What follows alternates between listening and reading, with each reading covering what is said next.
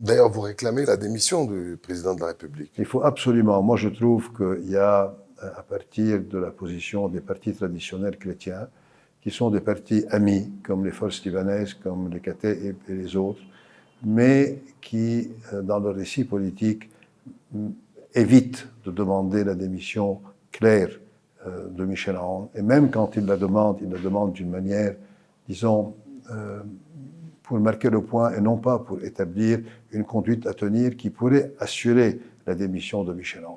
Moi, je trouve que si Michel Aoun représente une partie des chrétiens qui soutiennent la mainmise iranienne et l'occupation iranienne dans le pays, il est de notre responsabilité, nous, personnalités politiques indépendantes et les partis traditionnels, de dénoncer cette mainmise et de dire que le premier pas pour dénoncer cette mainmise et de lever l'occupation iranienne serait de demander la démission du président de la République maronite qui, lui, assure cette légitimité. Mais vous ne craignez pas, on a un gouvernement, c'est unique au monde, qui existe mais qui ne se réunit pas, un Parlement qui a des chances de s'auto-proroger.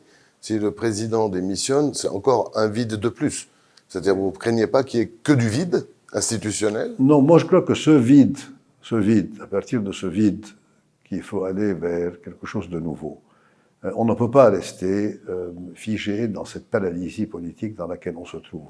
Les institutions libanaises sont paralysées, le Parlement, la Chambre est paralysée, le gouvernement est paralysé, le président de la République reçoit, comme s'il était le président de la Croix-Rouge libanaise, il reçoit des personnalités de la société civile, de la personnalité du monde humanitaire, et donc, il est là comme s'il était vraiment faisant fonction de président de la République et non pas président de la République.